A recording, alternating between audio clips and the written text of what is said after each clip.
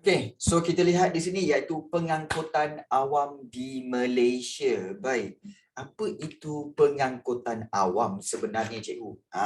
Mungkin ramai yang tertanya-tanya, apa itu pengangkutan awam sebenarnya? Baik, pengangkutan awam ni sebenarnya adalah pengangkutan yang telah disediakan oleh kerajaan, disediakan oleh kerajaan, untuk kegunaan seluruh rakyat. Seluruh rakyat, dan kebiasaannya pengangkutan awam ni digunakan secara semua orang, maknanya semua orang boleh guna. Tidak ada had siapa-siapa tak boleh guna. Semua boleh guna. So yang kita ada kat sini, di negara kita ada bas, kita ada taksi, kita ada LRT, kita ada MRT dan juga ETS. So LRT, MRT dan juga ETS ini adalah menggunakan jalan kereta api. Manakala bas dan teksi menggunakan jalan raya lah. Tapi dalam ramai-ramai kamu semua ni, kamu semua pernah naik bas? Bas awam ni. Pernah baik, bagus. Pernah Sekarang ni, kalau kamu nak tahu, bas sekarang ni panjang-panjang kan. Zaman dulu, bas dia pendek-pendek dipanggil bas mini. Bas mini bas mini tu pendek-pendek je. Kat Tibet saja. Ya, dulu ada bas pendek-pendek saja dipanggil bas mini. Dan bas mini tu dia punya driver bas tu boleh naik divider boleh naik. Kalau bas ya ke? Boleh naik divider lah. Dia punya hebat tak hebat lah. Dan cikgu sendiri dulu kalau pergi sekolah naik bas bas awam tau. Naik bas pergi sekolah. Cikgu dulu sekolah di Petaling Jaya, tinggal di Sukanjaya. Bila naik bas-bas mini tu, dia punya padat penuh sampai orang semua berdiri kat dalam tu sampai ke pintu. Kalau nak balik time petang tu nak balik, ya Allah, penuh macam tu. Tapi the best part is conductor dia memang terbaik. Conductor dia cakap apa tau? Bang, yang dalam tu tolong masuk sikit bang. Dia kat luar ni. Bang, tolong masuk ke dalam sikit. Masuk dalam sikit bang Padahal abang kat belakang tu dah sampai ke seat belakang sekali. Nak ke dalam mana lagi ni? Dia cakap macam tu. Punyalah padat. Dan dia boleh terima walaupun orang dah penuh sampai ke pintu, dia masih boleh terima orang lagi. Masuk sampai cikgu terpaksa apa tahu? Berdiri di pintu tu. Di mana kaki cikgu dua-dua tu di pintu sahaja, dan juga pintu tu kaki separuh tu, kasut separuh tu di luar dengan berpaut kepada pintu tu. Macam tu je. Dengan angin semua kan. Macam tu. Bayangkanlah. Dia boleh terima pelanggan, ataupun bukan pelanggan, dia boleh terima kita kata sebagai orang-orang yang nak naik tu, semua penumpang-penumpang tu masih boleh diterima walaupun cikgu dah penuh di pintu tu. Kau bayangkanlah. Dah dia bawa laju. Itulah kenangan yang tak boleh dilupakan lah kan. Naik bas itu. Jadi itulah penggunaan kenderaan awam, pengangkutan awam. Baik. Datuk saya dulu memiliki sebuah bas. Wow, dahsyat. Dahsyat. Baik. Masih bawa lagi bas ke? Tak ada kan? Memang tak lah. Baik. Baik, so ada pertanyaan tadi, iaitu apa perbezaan antara LRT, MRT dan ETS? Untuk pengetahuan kamu, LRT maksud dia adalah transit aliran ringan. Iaitu kita kata LRT, light rail transit. Light railway transit. Manakala MRT, mass railway transit. Dan untuk LRT laluan dia berbeza, MRT pun laluan dia berbeza. So dia laluan tak sama LRT, MRT laluan dia tak sama, berbeza. Kalau tak silap cikgu, LRT ini daripada Kelana Jaya sampai ke Sungai Buloh dan juga sampai ke KL Central. Dan kalau MRT dia daripada Putrahai okey, melalui Puchong dan juga terus ke Kuala Lumpur. So laluan dia memang berbeza, dia tak sama laluan dia. Okey, itu MRT. ETS ini pula adalah kita kata sebagai itu adalah railway yang terpantas daripada KL Central sampai ke KLIA. ETS ini memang dia laluan dia terus pergi ke KLIA sahaja. Ni ETS. Ada ke? Bukan. ETS bukan. ERL yang ke KLIA. Yang ETS ni apa kita kata sebagai kereta api yang laju, okey, yang melalui daripada KL sampai ke Ipoh. Cikgu pula silap, tak teringat. Dia sampai ke Ipoh dan sampai ke Penang. Itu ETS. Jadi ini adalah jenis-jenis pengangkutan, okey, kereta api yang disediakan di Malaysia. Jadi kita sebagai rakyat, kalau kamu nak berjalan ke mana-mana, mungkin cuti sekolah nanti, kamu boleh cuba untuk naik LRT ke, MRT ke ataupun ETS. Light Railway Transit, LRT. Ya, betul. Okey, baik. Untuk jalan raya, kita sekarang ada bas, kita ada teksi dan sekarang ni kita ada e-hailing. E-hailing ni sebenarnya apa cikgu? E-hailing ni adalah seperti Grab. Grab tu sebenarnya adalah satu e-hailing lah. Kan, Grab driver kan, kamu nak pergi mana-mana kamu ambil Grab. So Grab tu sebenarnya e-hailing. Okay, iaitu kamu kena panggil dia untuk datang dan juga kamu membayar kepada Grab untuk membawa kamu ke mana-mana. So itu e-hailing.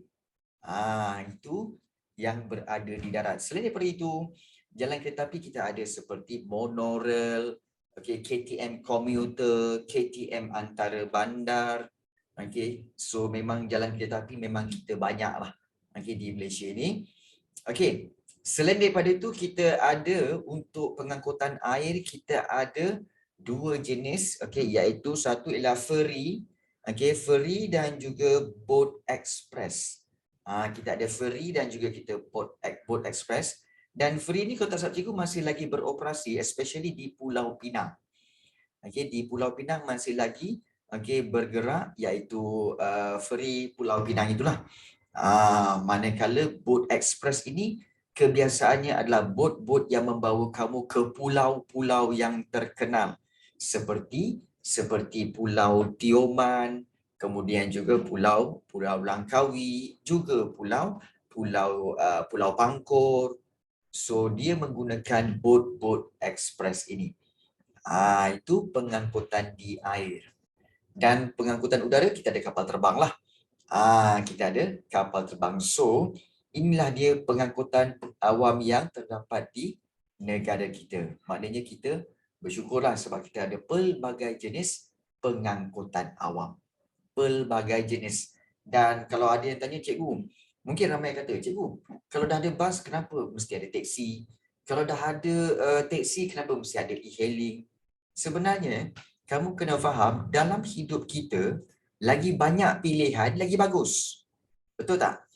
Takkanlah setiap hari kamu nak makan McDonald aja. Kan? Kamu nak burger. Jadi kalau ada McDonald pun bagus. Ada pula iaitu ada Burger King. Okey juga. Kemudian ada burger di tepi-tepi jalan raya, tepi-tepi jalan tu yang niaga tu. Okey juga. Jadi sebenarnya banyak jenis ini membentuk kepada banyak pilihan. So banyak pilihan ini akan menyebabkan kita lebih rasa kita orang kata apa boleh bertukar-tukar pilihan itu. Kan banyak pilihan kan lebih baik kan? Jadi itulah di negara kita banyak pilihan pengangkutan awam. Jadi inilah yang dimaksudkan dengan pengangkutan awam di darat, di air dan juga di udara. Baik. So 5.4 iaitu kalau kita lihat faktor-faktor yang mempengaruhi jaringan pengangkutan di Malaysia. Maksudnya ialah apa sebab apakah faktor-faktor, apakah sebab-sebab yang mempengaruhi yang menyebabkan jaringan pengangkutan kita di Malaysia ni berbeza-beza. Berbeza-beza Jadi jaringan pengangkutan di Malaysia ni dipengaruhi oleh beberapa faktor lah. Contohnya bentuk muka bumi. Especially bentuk muka bumi ni lah. Sebab apa? Bentuk muka bumi ni, kalau kita lihat tanah tinggi. Bila tanah tinggi, okay, pembinaan jaringan pengangkutan ni adalah sukar dan menelan kos yang tinggi. Contohnya, okay, jalan raya yang nak cross Banjaran Titiwangsa. Jalan raya yang melalui Genting Highland, nak pergi ke Cameron Highland, nak pergi ke Bukit Fraser. Tu jalan-jalan tu kamu ingat senang nak buat ke? Memang susah. Sebab apa? Nak kena betul-betul kira dia punya kecerunan, kemudian juga kos untuk untuk membersihkan hutan dan juga membina benteng-benteng supaya tanah tidak runtuh. Jadi membina jalan raya di tanah tinggi adalah menelan kos yang tinggi. Kalau nak buat landasan kereta api, lagilah tinggi. Kena tembuk, gunung. Jadi, tanah tinggi kebiasaannya kurang laluan pengangkutan. Kalau tanah pamah, memang paling banyaklah sebab tanah yang rata. Sesuai untuk pembinaan jaringan pengangkutan. Lembangan sungai.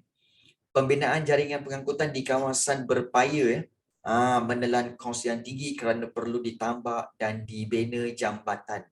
Kawasan-kawasan yang berpaya banyak kena guna kos untuk membina banyak jambatan. Dan juga pinggir laut. Pinggir laut maksudnya adalah kawasan tepi-tepi laut. Kawasan pinggir pantai yang berteluk. Berteluk tu maknanya yang ada kawasan-kawasan teluk. Seperti kalau di Port Dickson tu ada Teluk Kemang tu semua kan. Dan juga kawasan-kawasan di Pelabuhan Kelang. So kawasan-kawasan yang berteluk ini sesuai dijadikan pelabuhan kerana keadaannya yang terlindung dan dalam. So ini sesuai untuk buat pelabuhan untuk pengangkutan air. Itu bentuk muka bumi. Jadi bentuk muka bumi, jenis bentuk muka bumi yang ada akan mempengaruhi jenis pengangkutan yang sesuai.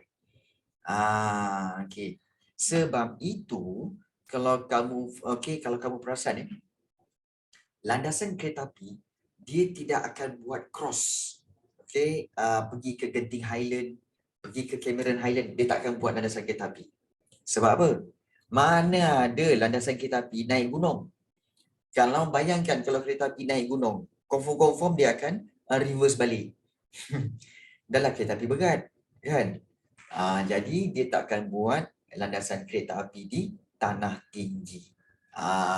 Jadi itulah yang mempengaruhi jenis-jenis pengangkutan. Baik. Yang kedua, selain daripada bentuk muka bumi, faktor yang kedua ialah kemajuan teknologi. Ini yang kedua.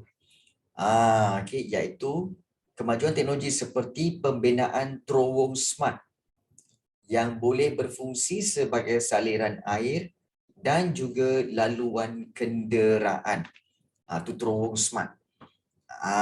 Jadi terowong smart ini dia sebenarnya kalau tak salah cikgu ada 2 atau 3 terowong. Yang mana apabila dia tidak berlaku hujan, maka lorong-lorong itu akan dijadikan laluan kenderaan. Tapi bila hujan yang lebat di Kuala Lumpur menyebabkan air naik, maka terowong itu ditutup untuk memberi laluan kepada laluan air supaya Kuala Lumpur tidak banjir. Itu dipanggil terowong smart. Dan kemudian yang kedua kalau kita lihat dengan kemajuan teknologi, maka kita dapat membina jambatan Sultan Abdul Halim Shah di Pulau Pinang yang merupakan jambatan terpanjang di Malaysia. Kalau kamu nak cari jambatan terpanjang, ini adalah jambatan terpanjang di Malaysia, iaitu jambatan Sultan Abdul Halim, iaitu di Pulau Pinang. Dan yang ketiga, pembinaan lebuh raya Timur Barat yang merentasi tanah tinggi dan juga sungai-sungai yang ada. So ini kerana kemajuan teknologi dan juga laluan bawah tanah bagi projek MRT yang menggunakan teknologi tinggi. Jadi, kenapa ada benda-benda ni? Kenapa ada terowong smart? Kenapa ada pembinaan jambatan Sultan Abdul Halim? Kenapa ada pembinaan Lebuh Raya Timur Barat dan juga ada projek MRT? Kerana kita ada kemajuan teknologi. Okey. Jadi kebanyakan kemajuan teknologi ini berlaku di semenanjung Malaysia. Okey. Kenapa tak buat di Sabah dengan Sarawak, cikgu? Kerana jaringan jalan raya di Sabah dan Sarawak lebih tertumpu di sepanjang pantai. Sepanjang pantai je. Kerana apa? Kawasan pedalamannya, maknanya kawasan-kawasan pedalaman bertanah tinggi dan berhutan tebal. Memang sukar untuk pembinaan jalan raya. And guess what? Sebenarnya kalau Sabah Sarawak, untuk orang yang tinggal di kawasan pedalaman, kebiasaannya mereka menggunakan laluan air, iaitu mereka akan menggunakan sungai sebagai kita kata laluan utama. Jadi orang Sabah Sarawak memang selalu guna laluan sungai sebagai pengangkutan. Okey, baik. Sebelum kita teruskan, ada soalan nak tanya? Ada tak soalan nak tanya tentang faktor-faktor pengangkutan yang mempengaruhi jaringan pengangkutan, dan juga mungkin ada soalan berkaitan dengan pengangkutan awam. Ada apa-apa nak tanya tak? Ni ada apa-apa nak tanya? Sebab daripada tadi korang diam aje. Khusyuk aje. Jadi saya nak tanya. Ada apa-apa soalan? Nak tahu juga.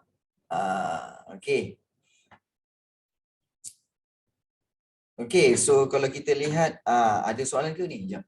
Apa maksud jaringan? Baik, jaringan pengangkutan. Kamu tahu jaring? What is jaring? Jaring adalah net, betul? Jadi, jaringan pengangkutan maksudnya adalah jalan raya yang bersambung. Yang bersambung-sambung menjadi seperti jaring. Kenapa disebut jaringan ini? Kerana apabila jalan raya ini bersambung, maknanya apa? Seluruh Malaysia ini kamu boleh pergi ke mana-mana sahaja. Kamu boleh pergi ke mana-mana dan sampai ke mana-mana saja. Tidak ada tempat di semenanjung Malaysia ini ataupun di Malaysia ini yang kamu tak boleh sampai. So itu yang dimaksudkan dengan jaringan pengangkutan. Maknanya jalan raya yang bersambung antara satu sama lain. Itu dipanggil jaringan pengangkutan. Itu dimaksudkan jaringan pengangkutan. Dan untuk pengetahuan kamu, jaringan pengangkutan di Malaysia antara jaringan yang terbaik di Asia Tenggara, dan ini diakui. Jaringan jalan raya kita, jaringan pengangkutan kita memang antara yang terbaik di Asia sebenarnya ya. Sebab tidak ada tempat di Malaysia ni yang tak boleh sampai. Hampir semua tempat di Malaysia boleh sampai. Kerana kita ada jaringan pengangkutan yang baik. Tapi harus ingat, jaringan pengangkutan bukan kualiti jalan. Kalau jaringan jalan raya memang terbaik. Tapi kualiti jalan raya kuranglah. Kuranglah. Bak kata apa? Bak kata kawan cikgu lah. Bak kata kawan cikgu lah. Kalau transformer kan sebenarnya datang daripada dunia ke atas langit semua kan.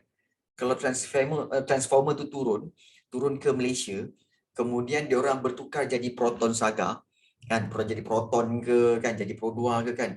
Dia orang bertukar je kan, kemudian bila terus jalan confirm dia orang sakit. Sebab apa? Sebab banyak lubang. Ni apa jalan ni banyak lubang. Jalan sana sikit langgar lubang kan. Confirm. Transformer pun sakit. Baik. Namun begitu, harus difahami. Cikgu nak kamu faham. Di mana kalau kita lihat, bukan salah kerajaan, bukan salah JPJ atau bukan salah Jabatan Kerja Raya membina jalan yang kurang berkualiti. Bukan. Kamu kena faham satu perkara. Malaysia, iklim kita ni adalah iklim yang ekstrim. Ekstrim ni bermaksud apa? Kalau panas, panas sangat. kalau hujan sampai banjir. Jadi apabila proses jalan raya tu terdedah kan. Jalan raya tu terdedah dengan apa? Panas yang melampau pada waktu tengah hari. Tiba-tiba petang hujan pula lebat sampai terendam sampai banjir. Jadi proses panas hujan, panas hujan, panas hujan, panas hujan menyebabkan jalan raya kita rosak. Kerana kurang dia punya kita kata sebagai kekuatan dia, hilang kekuatan jalan raya. Jadi kamu tak boleh comparekan jalan raya kita dengan jalan raya di England ke, di Jepun ke, di Korea ke. Sebab apa? Cuaca sana kalau sejuk-sejuk aja sepanjang tahun. Hujan sesekali. Okey, panas pun tak sepanas kita. Jadi jalan raya sana sukar untuk rosak. Jalan raya kita memang cepat rosak kerana iklim kita yang ekstrim. Jadi kamu kena faham kat situ. Jadi kerajaan kita terpaksa mengeluarkan banyak kos untuk kerja-kerja baik pulih setiap tahun. Jalan raya kita ni setiap tahun turap. Setiap tahun kalau kamu perasan kan, dekat area rumah kamu, confirm tiap-tiap tahun mesti ada akan ada JKR yang akan turap jalan raya tu balik. Lupa macam turap balik. Iya, sebab apa? Bukan salah siapa-siapa. Tapi kerana iklim negara kita yang panas dan lembap sepanjang tahun, so dia ekstrim menyebabkan kita punya jalan raya cepat rosak. Even badan kita pun, perasan tak? Kalau katakan kamu pergi sekolah, kamu sekolah petang. Tengah hari kamu pergi sekolah. Panas terik dia, ya Allah, panas terik. Kamu dah berpeluh-peluh. Kemudian kamu masuk sekolah, masuk kelas kan, belajar kat sekolah pun barulah hilang peluh sikit kan. Tiba-tiba petang hujan lebat. Nak balik hujan lebat. Hujan lebat. Sejuk pula. Balik kena hujan. Bila kena panas hujan, apa jadi pada badan kamu? Demam kan? Kamu pun demam. Kamu pun rasa, aduh mak, tak sihat lah mak. Semalam panas sangat. Lepas tu, lepas tu petang hujan. Aduh, hari ni rasa macam demam. Badan kita pun tak tahan dengan cuaca macam tu. Ini kan pula jalan raya yang terdedah setiap hari panas hujan. Sebab tu cepat rosak. So cikgu harap di sini kamu faham kenapa jalan raya kita berlubang-lubang. Jadi kita tak salahkan siapa-siapa, kita akan kata bahawa inilah negara kita. Inilah negara kita. So kita tak perlu salahkan siapa-siapa. So itu alasannya. Bukan alasan lah, itu faktanya sebenarnya. Baik. Itu yang cikgu nak maklumkan kepada kamu. Sebab orang sekarang ni suka menyalahkan. Orang tentu. Inilah orang tu tak buat kerja. Inilah orang tu bagi benda yang tak berkualiti. Jangan salahkan dulu. Cari reason dulu. Baik. So, kita dah lihat bentuk muka bumi. Dan kemajuan teknologi. Sebenarnya cikgu nak tunjukkan kamu tentang fungsi terowong smart sebenarnya ni. Tapi kalau kau nak tengok ke? Bagaimana fungsi terowong smart? Bagaimana fungsi terowong smart itu sebenarnya? Terowong smart itu berfungsi macam mana cikgu sebenarnya? Jom kita tengok video lah. Baik. So, kita lihat di sini iaitu berkaitan dengan yang ini. So, kalau kita lihat, faktor yang kedua yang kita nak lihat di sini, iaitu dasar kerajaan. Di mana kalau kita lihat, kita dah tengok pertama bentuk muka bumi, yang kedua kemajuan teknologi, yang ketiga, dasar kerajaan. Iaitu kalau kita lihat Suruhanjaya, pengangkutan darat, pengangkutan awam darat. Ini yang ketiga dasar kerajaan. Suruhanjaya Pengangkutan Awam Darat, SPAD, bertanggungjawab terhadap pengangkutan awam darat. Jadi salah satu bidang keberhasilan utama negara bertujuan untuk menambah baik pengangkutan awam bandar. Dan kerajaan Malaysia memperuntukkan hampir 55 bilion untuk melaksanakan projek East Coast Rail Line, iaitu satu kereta api, landasan kereta api yang daripada Lembah Kelang, maknanya daripada Kuala Lumpur sampailah ke pantai timur. Maknanya sampai ke mana? Sampai ke Terengganu, Pahang dan juga sampai ke Kelantan. Nak buat kereta api sampai ke pantai timur. Jadi projek memakan bajet 55 bilion. Itu maknanya dasar kerajaan juga, maknanya intention kerajaan untuk membangunkan sistem pengangkutan itu juga adalah menjadi faktor. Menjadi apa? Faktor. Nampak tak? Faktor-faktor yang mempengaruhi jaringan pengangkutan. Kenapa pengangkutan di Malaysia jadi macam ni? Pertama, bentuk muka bumi. Yang kedua, sebab kita ada kemajuan teknologi. Yang ketiga, dasar kerajaan. Maknanya intention kerajaan sendiri. Dia nak buat LRT, dia nak buat landasan kereta api sampai ke pantai timur. Itu intention kerajaan. Okay. Dan juga yang seterusnya iaitu dasar penswastaan, iaitu seperti pembinaan lebuh raya utara selatan oleh Plus Berhad dan perkhidmatan LRT serta bas oleh Prasarana Malaysia Berhad untuk meningkatkan kemajuan pengangkutan di Malaysia. Maksudnya di sini, maksudnya adalah apabila kerajaan, penswastaan ni maknanya apa tahu? Projek-projek kerajaan ini diberikan kepada syarikat-syarikat swasta. Maknanya syarikat-syarikat bukan kerajaan. So macam pembinaan lebuh raya utara selatan diberikan kepada syarikat Plus Berhad untuk bina jalan raya itu, bina lebuh raya itu daripada Bukit Kayu Hitam sampai ke Johor Bahru. Jadi projek itu Plus yang buat dan sebab itu Plus dibenarkan untuk mengutip tol. Sebab itu tol tu sebenarnya adalah kutipan untuk bayar balik kepada Plus. Kerana dia telah membina jalan raya daripada Johor Bahru sampai ke Bukit Kayu Hitam. So itu sebenarnya. Tol tu diperlukan untuk apa? Untuk membayar balik kepada syarikat Plus. So inilah dia sebagai dasar penswastaan. Okey. Dan yang keempat, faktor keempat yang mempengaruhi pengangkutan negara kita adalah kegiatan ekonomi. So jaringan pengangkutan dibina di kawasan yang terdapat sumber mineral seperti Kertih dan Bintulu. Di mana Kertih dan Bintulu ni ada banyak petroleum.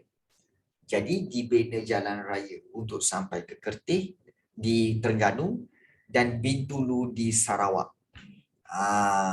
Untuk mengangkut petroleum. Dan jaringan pengangkutan juga dibina di kawasan pertanian untuk memudahkan penghantaran dan pemasaran hasil pertanian seperti daripada Cameron Highland kan. Kenapa ada banyak jalan raya ke Cameron Highland? Ada 2 jalan raya nak naik ke Cameron Highland tu supaya memudahkan sayur-sayur daripada Cameron Highland tu turun dan dibawa ke Kuala Lumpur. Memudahkan penghantaran dan pemasaran hasil pertanian. Dan kawasan yang giat dengan kegiatan ekonomi yang banyak kegiatan ekonomi seperti perniagaan, perdagangan, perindustrian, perlobongan, confirm ada jaringan pengangkutan yang padat. Seperti di Lembah Kelang, seperti di Georgetown dan juga seperti di Ipoh. So Lembah Kelang, Georgetown. Lembah Kelang ni ialah Kuala Lumpur, Petaling Jaya, Shah Alam, Subang Jaya, Kelang. Itu semua dipanggil Lembah Kelang. So kawasan Lembah Kelang ni memang jalan raya dia macam ni. Padat. Ya. Kerana apa? Kerana ada banyak kegiatan ekonomi kat sini. Ada banyak perniagaan, ada banyak perdagangan, perindustrian dan perlombongan. Jadi inilah dia 4. Kalau kita lihat ada 4 faktor yang mempengaruhi jaringan pengangkutan di Malaysia. Bentuk muka bumi, kemajuan teknologi, kemudian juga dasar kerajaan dan satu lagi kegiatan ekonomi. Okey. So kita telah cover berkaitan dengan pengangkutan awam dan juga faktor yang mempengaruhi jaringan pengangkutan. Okey, ada soalan nak tanya sebelum kita mengakhiri kelas kita?